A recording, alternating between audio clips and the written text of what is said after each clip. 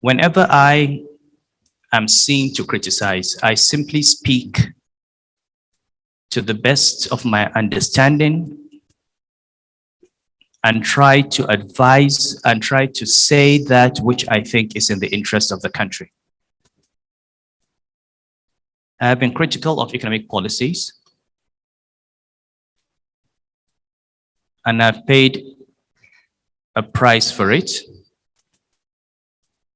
But you know, the real price is being paid by the Nigerian people. It is a price we see in increased poverty.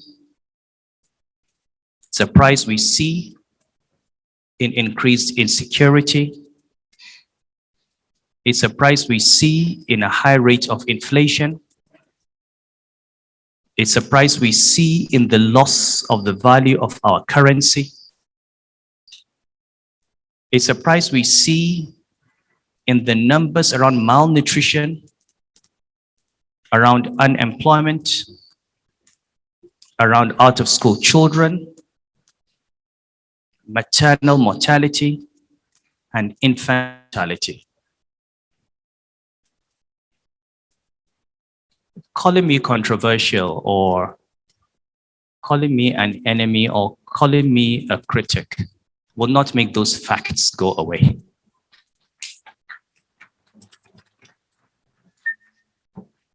And wherever we go, we must turn around and face those facts and that reality. So, am I happy on my 60th birthday? No.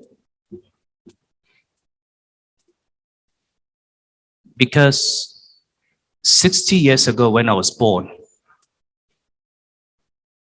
the United States government's advisory was telling investors that Nigeria had a better economic future than Japan.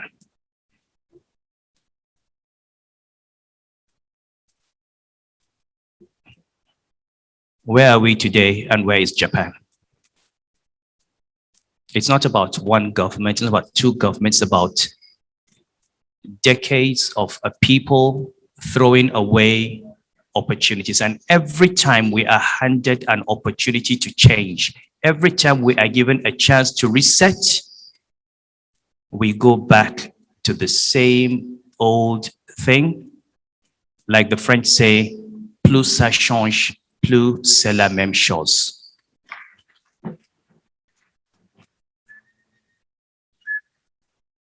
And you know, when I have a platform like this, I have to speak. I've tried not to say much, not because there is nothing to say, not because, as you know, I'm not afraid of speaking.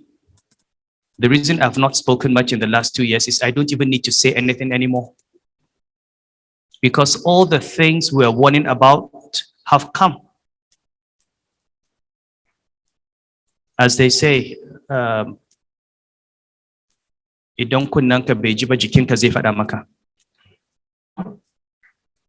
the things we're talking about have come. In 1980, and these are numbers, look at the World Bank economic indicators. In 1980, Nigeria's GDP per capita on a purchasing power parity basis was $2,180. In 2014, it had risen by 50% to $3,099.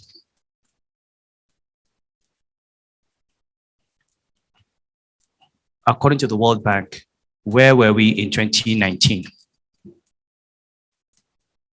2,229. At this rate, in the next 2 years, in terms of purchasing power parity, the average income of the Nigerian would have gone back to what it was in 1980 under Shehu Shagari. How many years? 40? No progress, zero progress. 40 years wasted.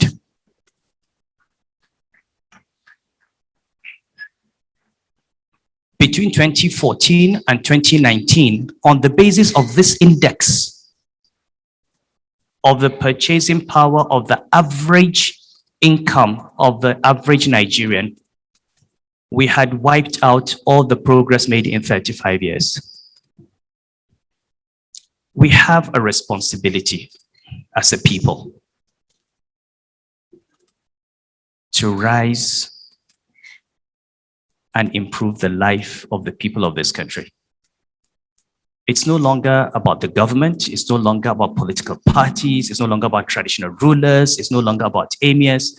The days are gone when you say one class of people, whether they're emirs or civil servants, cannot talk, or they cannot do this, or they cannot do that. Those days are gone. When there's a fire in your house, everybody goes and gets a bucket of water. So we need to understand economics as a people. I think we have little understanding of how economics works.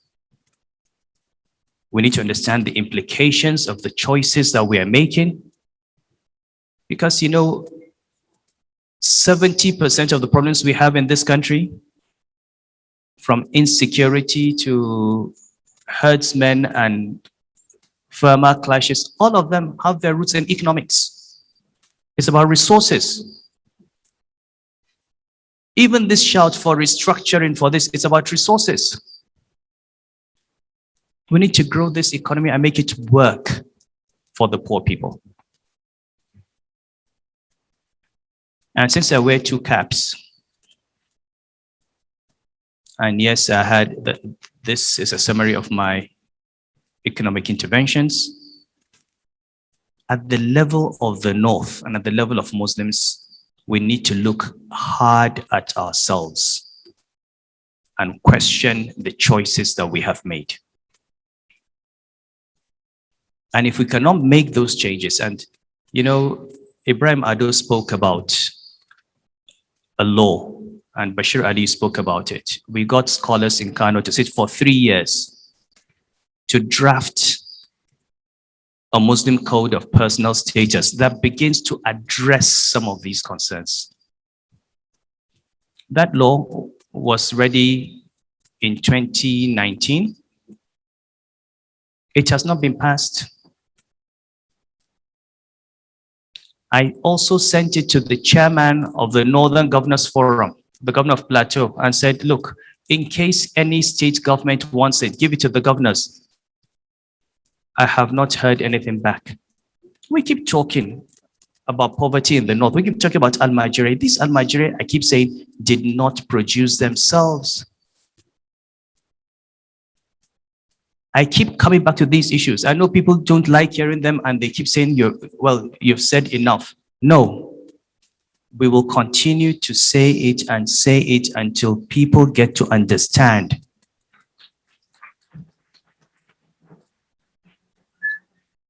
that if you cannot maintain one wife and you marry 3, if you cannot maintain 3 children and you have 17, if you leave those children on the street, if you don't educate them, if you don't give them training,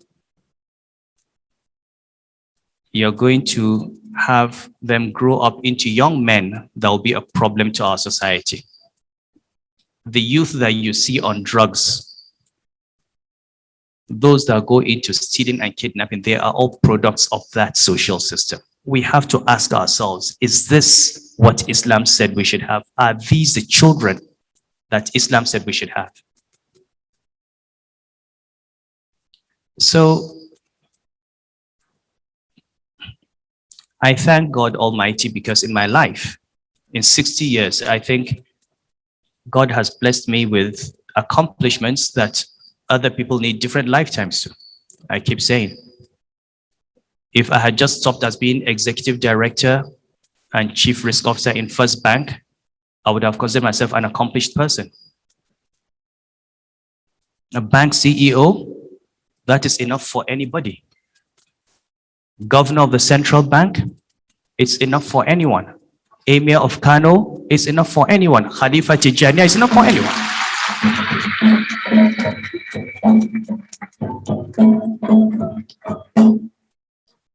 And so when I see that at 60, it has been God's wish to have me be a chief risk officer, to have been a chief executive officer, to have been a governor of central bank, to have been emir, to have been Khalifa, I can only thank him.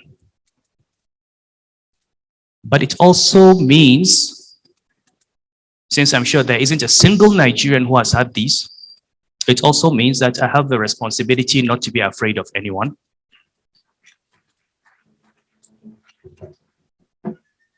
Because if being afraid would have stopped me from being anything, I would not be where I am.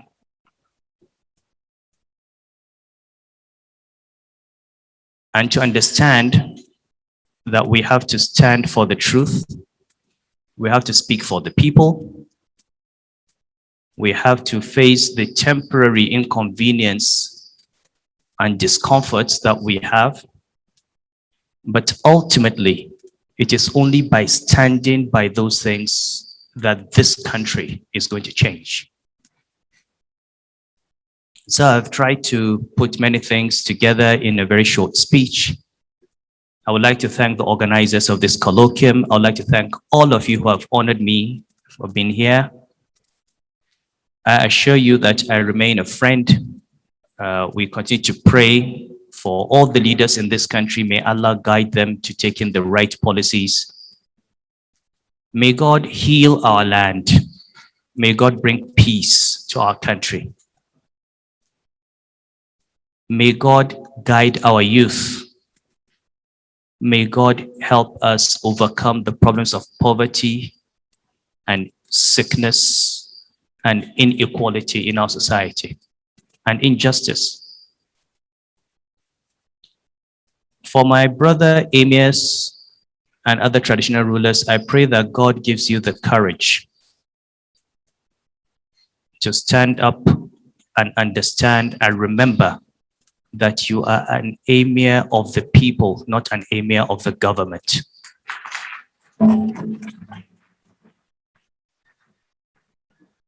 That your primary constituency are those people who pray for you day and night. Unlike Aralafia, they are not your slaves. And that if it comes to a choice between the government and the people, we hope that the government will also be for the people, so we will have peace and harmony. But if it comes to a choice between the government and the people, I hope we will all have the courage to stand by the people.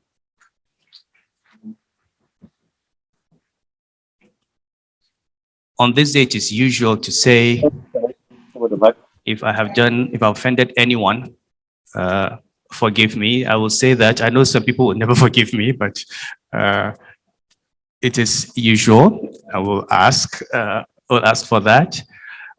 Those who know me know that I don't bear any grudges anyway. For me, I make deliberate choices. I make deliberate choices. I accept the consequences of my